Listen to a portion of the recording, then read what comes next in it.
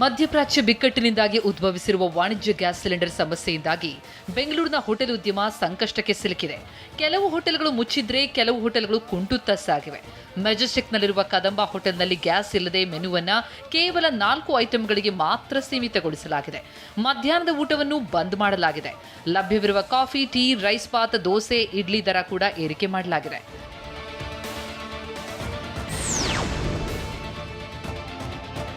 ವಾಣಿಜ್ಯ LPG cylinder ವ್ಯತ್ಯಯದಿಂದ ಬೆಂಗಳೂರಿನ ಬಹುತೇಕ ಹೋಟೆಲ್ಗಳು ಸೌದೆ ಒಲೆ ಮೊರೆ ಹೋಗಿದ್ದಾರೆ. ಚಾಮರಾಜಪೇಟೆ ಹೋಟೆಲ್ನಲ್ಲಿ ಸೌದೆ ಒಲೆಯಲ್ಲಿ ಅಡುಗೆ ಮಾಡಲಾಗ್ತಾ ಇದೆ. ಟೀ, ಕಾಫಿ ತಯಾರಿಕೆಗೆ ಎಲೆಕ್ಟ್ರಿಕ್ ಸ್ಟವ್ ಬಳಕೆ ಮಾಡಲಾಗ್ತಿದೆ.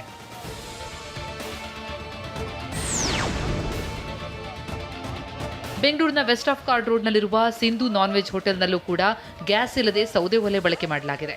ಸೌದೆ ಒಲೆಯಲ್ಲಿಯೇ biryani, white rice, chicken sambar, boti dry, liver curry, ಮುದ್ದೆ ತಯಾರಿಸಲಾಗ್ತಾ ಇದೆ. ಆದರೆ ಪರೋಟ, ಚಪಾತಿ ಮಾಡುವುದನ್ನು ನಿಲ್ಲಿಸಲಾಗಿದೆ. ಸೌದೆ ಒಲೆಯಲ್ಲಿ ಅಡುಗೆ ಮಾಡೋದಕ್ಕೆ ತುಂಬಾ ಕಷ್ಟ ಆಗುತ್ತೆ.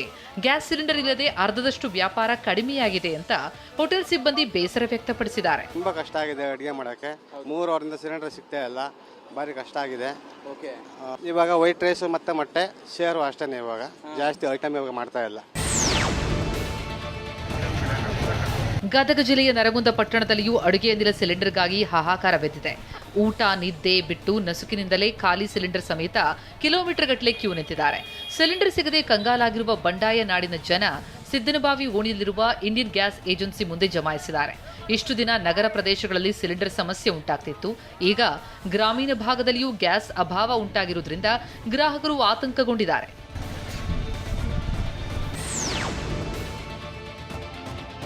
ಚಾಮರಾಜನಗರ ಜಿಲ್ಲೆಯ ಜನತೆಗೂ ಗ್ಯಾಸ್ ಅಭಾವದ ಬಿಸಿ ತಟ್ಟಿದೆ. ಗುಂಡ್ಲುಪೇಟೆ ತಾಲೂಕಿನ ಮೇಲುಕಾಮನಹಳ್ಳಿ ಗ್ರಾಮದಲ್ಲಿ ಮುಂಜಾನೆಯಿಂದಲೇ ಗ್ರಾಹಕರು ಖಾಲಿ ಸಿಲಿಂಡರ್ ತಂದು ಸಾಲುಗಟ್ಟಿ ನಿಂತಿದ್ರು. 1 ವಾರದ ಹಿಂದೆಯೇ ಬುಕ್ ಮಾಡಿದ್ರು ಗ್ಯಾಸ್ ಸಿಲಿಂಡರ್ ಬಂದಿಲ್ಲ ಅಂತ ಗ್ರಾಹಕರು ಆಕ್ರೋಶ ಹೊರಹಾಕಿದ್ರು. ಬಂಡೀಪುರ ಹುಲಿ ಸಂರಕ್ಷಣಾ ವಲಯದ ಸಮೀಪವೇ ಗ್ರಾಮವಿರೋದ್ರಿಂದ ಸೌದೆ ತಂದು ಅಡುಗೆ ಮಾಡಲು ಗ್ರಾಮಸ್ಥರು ಭಯಪಡ್ತಿದ್ದಾರೆ. ಅರಣ್ಯಾಧಿಕಾರಿಗಳು ಎಲ್ಲಿ ಕೇಸ್ ಹಾಕ್ತಾರೋ ಎನ್ನುವ ಭೀತಿ ಗ್ರಾಮಸ್ಥರಲ್ಲಿದೆ. ಸೌದೆ ಇಲ್ಲ, ಈ ಕಡೆ ಗ್ಯಾಸು ಇಲ್ಲ, ಈ ತರ ಪರಿಸ್ಥಿತಿಯಲ್ಲಿ ನಾವು ಬದುಕ್ತಾ ಇದ್ದೀವಿ. ಬಳ್ಳಾರಿಯ ಕಂಪ್ಲಿ ಪಟ್ಟಣದಲ್ಲಿ ಗೃಹೋಪಯೋಗಿ ಗ್ಯಾಸ್ ಸಿಲಿಂಡರ್ಗಾಗಿ ಜನ ಮುಗಿಬಿದ್ದಿದ್ದಾರೆ. ಬೆಳಗಿನಿಂದಲೇ ಗ್ಯಾಸ್ ಏಜೆನ್ಸಿ ಮುಂದೆ ಕ್ಯೂ ನಿಂತಿದ್ದಾರೆ. ಮುಂಜಾನೆ 5 ಗಂಟೆಯಿಂದಲೇ ಗ್ರಾಹಕರು ಕಾದು ನಿಂತ ದೃಶ್ಯ ಕಂಡು ಬಂತು. ತಳ್ಳಾಟ ನೂಕಾಟ ಉಂಟಾದರೂ ಕೂಡ ಜನ ಜಗ್ಗದೆ ಕ್ಯೂನಲ್ಲಿ ನಿಂತಿದ್ರು. 15 ದಿನಗಳ ಹಿಂದೆ ಬುಕ್ ಮಾಡಿದ್ರು, ಗ್ಯಾಸ್ ಬಂದಿಲ್ಲ ಅಂತ ಗ್ರಾಹಕರು ಅಳಲು ತೋಡಿಕೊಂಡ್ರು.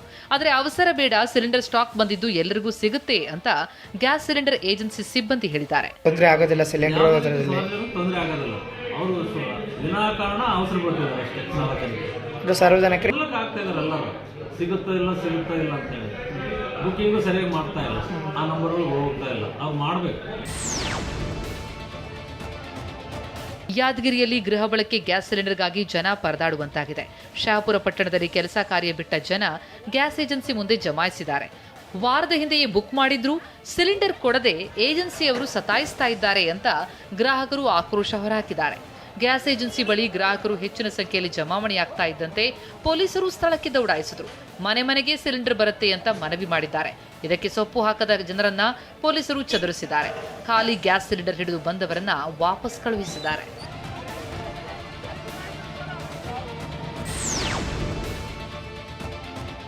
ಗ್ಯಾಸ್ ಸಿಲಿಂಡರ್ ಅಭಾವದ ನಡುವೆಯೇ ಕೊಪ್ಪಳದಲ್ಲಿ ಗ್ಯಾಸ್ ಏಜೆನ್ಸಿ ಕಳ್ಳಾಟದಿಂದ ಗ್ರಾಹಕರು ಕಂಗಾಲಾಗಿದ್ದಾರೆ. ಗಂಜ್ ವೃತ್ತದ ಬಳಿರುವ ಭಾರತ್ ಗ್ಯಾಸ್ ಏಜೆನ್ಸಿ ಮಾಲೀಕನಿಗೆ ಕರೆ ಮಾಡಿದ ಗ್ರಾಹಕರು ತರಾಟೆಗೆ ತೆಗೆದುಕೊಂಡ್ರು. ಗ್ಯಾಸ್ ಏಜೆನ್ಸಿ ಮುಂದೆ ಜಮಾಯಿಸಿದ್ದ ಗ್ರಾಹಕರು ಏಜೆನ್ಸಿ ವಿರುದ್ಧ ಆಕ್ರೋಶ ಹೊರಹಾಕಿದ್ದಾರೆ. ಜನ ರೊಚ್ಚಿಗೇಳ್ತಾ ಇದ್ದಂತೆ ಎಚ್ಚೆತ್ತ ಗ್ಯಾಸ್ ಏಜೆನ್ಸಿ ಸಿಬ್ಬಂದಿ ಸಿಲಿಂಡರ್ ಲೋಡ್ ಬಂದಿಲ್ಲ, ಗ್ರಾಹಕರು ಸಹಕರಿಸಬೇಕು ಅಂತ ಭಿತ್ತಿ ಪತ್ರ ಅಂಟಿಸಿದ್ದಾರೆ. ಆದರೆ ಏಜೆನ್ಸಿಯವರು ಸಿಲಿಂಡರ್ಗಳನ್ನ ಹೊರಗೆ ಮಾರಿಕೊಳ್ತಿದ್ದಾರೆ ಅಂತ ಗ್ರಾಹಕರು ಗಂಭೀರ ಆರೋಪ ಮಾಡಿದ್ದಾರೆ.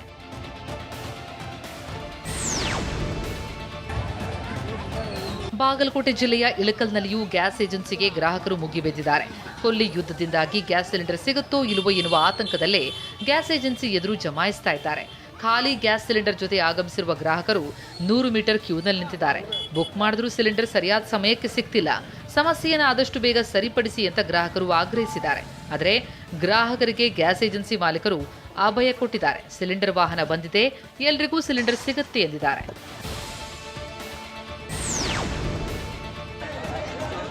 ದಾವಣಗೆರೆ ಜಿಲ್ಲೆಯಲ್ಲಿ ಗೃಹ ಬಳಕೆ ಗ್ಯಾಸ್, ವಾಣಿಜ್ಯ ಬಳಕೆ ಗ್ಯಾಸ್ ಮತ್ತು ಪೆಟ್ರೋಲ್ ಡೀಸೆಲ್ ಸ್ಟಾಕ್ ಇದೆ ಅಂತ ಜಿಲ್ಲಾಧಿಕಾರಿ ಗಂಗಾಧರ ಸ್ವಾಮಿ ಸ್ಪಷ್ಟಪಡಿಸಿದ್ದಾರೆ. ಮಧ್ಯಪ್ರಾಚ್ಯದಲ್ಲಿ ಯುದ್ಧ ಆರಂಭಕ್ಕೂ ಮೊದಲು ದಾವಣಗೆರೆ ಜಿಲ್ಲೆಯಲ್ಲಿ ನಿತ್ಯ 9,627 ಸಿಲಿಂಡರ್ ಬುಕಿಂಗ್ ಆಗ್ತಿತ್ತು. ಯುದ್ಧ ಆರಂಭ ಆದಮೇಲೆ ನಿತ್ಯ 46,355 ಮಂದಿ ಸಿಲಿಂಡರ್ಗಾಗಿ ಬುಕಿಂಗ್ ಮಾಡ್ತಿದ್ದಾರೆ. ತಪ್ಪು ಮಾಹಿತಿಯಿಂದ ಜನ ಆತಂಕಗೊಂಡು ಸಿಲಿಂಡರ್ಗಾಗಿ ಈ ರೀತಿ ಬುಕಿಂಗ್ ಮಾಡ್ತಿದ್ದಾರೆ.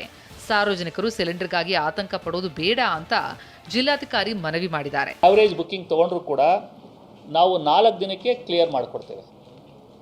ಈಗೇನು 46,000 ಏನಿದೆ ಇದು 4ರಿಂದ 5 ದಿನಕ್ಕೆ ಕ್ಲಿಯರ್ ಆಗುತ್ತೆ. ಪ್ಯಾನಿಕ್ ಬುಕಿಂಗ್ ಮಾಡೋದು ಅವಶ್ಯಕತೆ ಇಲ್ಲ. ವಾಣಿಜ್ಯ ಗ್ಯಾಸ್ ಸಿಲಿಂಡರ್ ಕೊರತೆ ಹೊಡೆತಕ್ಕೆ ಹಾಸನದಲ್ಲಿ ಮತ್ತೊಂದು ಹೋಟೆಲ್ ಬಂದ್ ಆಗಿದೆ. ಕೆಆರ್ ಪುರಂನಲ್ಲಿರೋ ಗೊಮ್ಮಟಾದ್ರಿ ಹೋಟೆಲ್ನ ಶಟರ್ ಹಾಕಲಾಗಿದೆ. ಕಡಿಮೆ ದರದಲ್ಲಿ ಶುಚಿರುಚಿಯಾದ ಆಹಾರ ತಯಾರಿಸುತ್ತಿದ್ದ ಹೋಟೆಲ್ ಮುಚ್ಚಿರೋದ್ರಿಂದ ಗ್ರಾಹಕರು ಕೂಡ ಬೇಸರ ವ್ಯಕ್ತಪಡಿಸಿದ್ದಾರೆ. ಈಗ ಹೋಟೆಲ್ ಬಂದ್ನಿಂದಾಗಿ 10 ಕಾರ್ಮಿಕರ ಕೈಗೆ ಕೆಲಸ ಇಲ್ಲದಂತಾಗಿದೆ.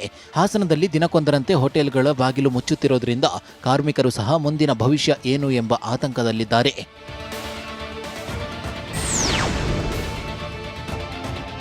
ಹುಬ್ಬಳ್ಳಿ ಧಾರವಾಡ ಅವಳಿ ನಗರದಲ್ಲಿ ಪೆಟ್ರೋಲ್ ಡೀಸೆಲ್ ಲಭ್ಯವಿದೆ. ಎಲ್ಲ ಪೆಟ್ರೋಲ್ ಬಂಕ್ಗಳಲ್ಲಿಯೂ ಪೆಟ್ರೋಲ್ ಡೀಸೆಲ್ ಸಿಗ್ತಾ ಇದೆ. ಯಾರೂ ವದಂತಿಗಳಿಗೆ ಕಿವಿಕೊಡಬಾರದೆಂದು ಬಂಕ್ ಮಾಲೀಕರು ಮತ್ತು ಸಿಬ್ಬಂದಿ ಹೇಳ್ತಿದ್ದಾರೆ. ಸಾರ್ವಜನಿಕರು ತಮ್ಮ ವಾಹನಗಳಿಗೆ ಬೇಕಾದಷ್ಟು ಪೆಟ್ರೋಲ್ ಡೀಸೆಲ್ ಹಾಕಿಸುತ್ತಿದ್ದಾರೆ. ಎಲ್ಲ ಬಂಕ್ಗಳಲ್ಲಿ ಪೆಟ್ರೋಲ್ ಡೀಸೆಲ್ ಸ್ಟಾಕ್ ಇದೆ. ಯಾರೂ ಆತಂಕ ಪಡಬಾರದು ಅಂತ ಬಂಕ್ ಸಿಬ್ಬಂದಿ ಮನವಿ ಮಾಡಿದ್ದಾರೆ.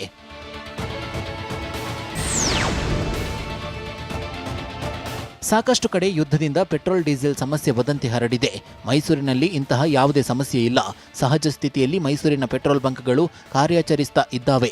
ಯುದ್ಧ ಆರಂಭವಾದ ದಿನದಿಂದ ಯಾವುದೇ ಸಮಸ್ಯೆಯಾಗಿಲ್ಲ. ಎಂದಿನಂತೆ ನಿರಂತರವಾಗಿ ಪೆಟ್ರೋಲ್ ಡೀಸೆಲ್ ಸ್ಟಾಕ್ ಬರ್ತಿದೆ ಅಂತ ಚಾಮರಾಜಪುರಂನಲ್ಲಿರುವ ಮುಖ್ಯಪ್ರಾಣ ಪೆಟ್ರೋಲ್ ಬಂಕ್ ಮ್ಯಾನೇಜರ್ ಹೇಳಿದ್ದಾರೆ. ಬೆಳಗ್ಗೆ 6ರಿಂದ 10:30 ಪೆಟ್ರೋಲ್ ಬಂಕ್ ಕಾರ್ಯನಿರ್ವಹಿಸುತ್ತಿದೆ. ಆದರೂ ಜನರಲ್ಲಿ ಸ್ವಲ್ಪ ಆತಂಕ ಇದೆ.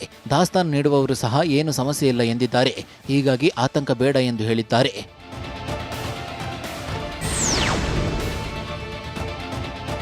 ಇಸ್ರೇಲ್ ಇರಾನ್ ಯುದ್ಧದಿಂದ ಪೆಟ್ರೋಲ್ ಸಮಸ್ಯೆ ವದಂತಿ ಹಿನ್ನೆಲೆಯಲ್ಲಿ ಕ್ಯಾನ್ಗಳು, ಬ್ಯಾರೆಲ್ಗಳು, ಬಾಟಲ್ಗಳಲ್ಲಿ ಪೆಟ್ರೋಲ್ ಹಾಕದಂತೆ ಖಾಕಿ ಎಚ್ಚರಿಕೆ ನೀಡಲಾಗಿದೆ.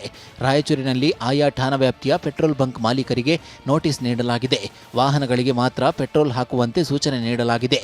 ಪೆಟ್ರೋಲ್ ಬಂಕ್ ಮಾಲೀಕರು, ಸಿಬ್ಬಂದಿ ಜೊತೆ ಪೊಲೀಸ್ ಅಧಿಕಾರಿಗಳು ಸಭೆ ನಡೆಸಿದ್ದು ಕಡ್ಡಾಯವಾಗಿ ನಿಯಮಗಳನ್ನು ಪಾಲಿಸುವಂತೆ ಪೊಲೀಸ್ ಅಧಿಕಾರಿಗಳು ಸೂಚನೆ ನೀಡಿದ್ದಾರೆ.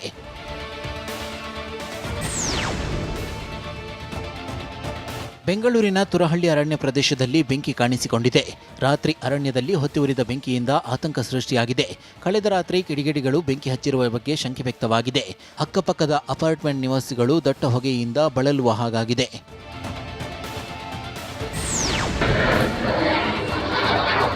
ಹುಬ್ಬಳ್ಳಿಯಲ್ಲಿ 3 ಯುದ್ಧ ವಿಮಾನಗಳು ಕಾಣಿಸಿಕೊಂಡಿದ್ದವು. ನಿನ್ನೆ ಸಂಜೆ ಕೆಳಮಟ್ಟದಲ್ಲಿ ಯುದ್ಧ ವಿಮಾನಗಳು ಹಾರಾಡಿದ್ರಿಂದ ಹುಬ್ಬಳ್ಳಿ ಜನತೆಯಲ್ಲಿ ಕೆಲಕಾಲ ಆತಂಕ ಸೃಷ್ಟಿಯಾಗಿತ್ತು. ಆದರೆ ಈ ಯುದ್ಧ ವಿಮಾನಗಳು ಪ್ರಾಯೋಗಿಕ ಹಾರಾಟ ನಡೆಸುತ್ತಿದ್ದವು ಎಂದು ಹುಬ್ಬಳ್ಳಿ ವಿಮಾನ ನಿಲ್ದಾಣ ಅಧಿಕಾರಿಗಳು ಮಾಹಿತಿ ನೀಡಿದ್ದಾರೆ.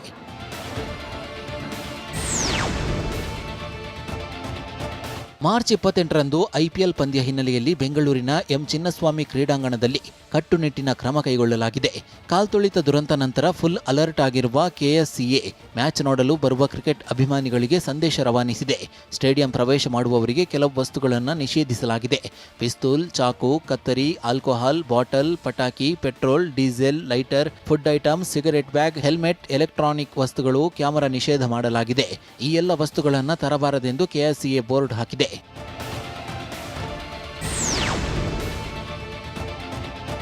ಮೈಸೂರಿನಲ್ಲಿ ಕಾನೂನು ಉಲ್ಲಂಘನೆ ಮಾಡಿ ರಸ್ತೆಯಲ್ಲಿ ಸಂಚಾರ ಮಾಡುತ್ತಿದ್ದ ವಾಹನಗಳನ್ನು ಜಪ್ತಿ ಮಾಡಲಾಗಿದೆ.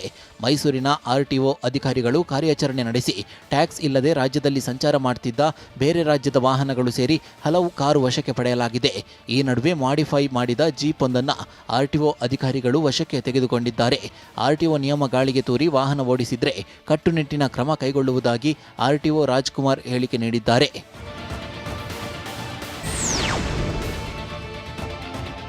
ಕೊಪ್ಪಳ ನಗರಸಭೆಯಲ್ಲಿ 10 ಕೋಟಿ ರೂಪಾಯಿ ಭ್ರಷ್ಟಾಚಾರ ಪ್ರಕರಣ ಸಂಬಂಧ ಕೊಪ್ಪಳ ನಗರಸಭೆಯ JE ಸೋಮಲಿಂಗಪ್ಪ ಅವರನ್ನು ಅಮಾನತು ಮಾಡಲಾಗಿದೆ.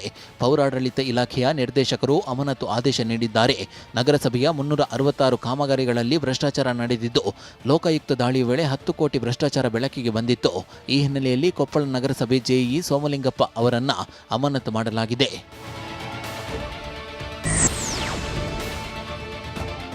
ಬೆಂಗಳೂರಿನಲ್ಲಿ ಶ್ರೀ ಲಕ್ಷ್ಮೀ ಭೂವರಹ ಮಹಾಯಾಗ ಆಯೋಜನೆ ಮಾಡಲಾಗಿದೆ. ಏಪ್ರಿಲ್ 12ರಂದು ಪದ್ಮನಾಭನಗರದ ವಾಜಪೇಯಿ ಮೈದಾನದಲ್ಲಿ ಮಹಾಯಾಗ ನಡೆಯಲಿದೆ. ಅಂದು ಬೆಳಗ್ಗೆ 8 ಗಂಟೆಯಿಂದ ರಾತ್ರಿ 8 ಗಂಟೆಯವರೆಗೆ ಯಾಗ ಕೈಗೊಳ್ಳಲಾಗುತ್ತಿದೆ.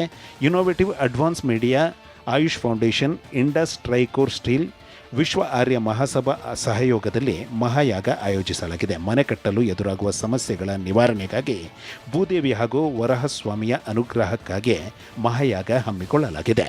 ಸೊ ಇದನ್ನು ಸ್ಪಾನ್ಸರ್ ಮಾಡೋಕ್ಕೆ ಇಂಡಸ್ಟ್ರಿಯಲ್ ಫೈಡ್ ETMT ಸ್ಟೀಲ್ ಈ ಕಂಪನಿ ಕೊಟ್ಟಿರೋದಕ್ಕೆ ಆಯುಷ್ ಫೌಂಡೇಶನ್ಗೆ ನಿಮ್ಮೆಲ್ಲರಿಗೂ ಧನ್ಯವಾದಗಳು.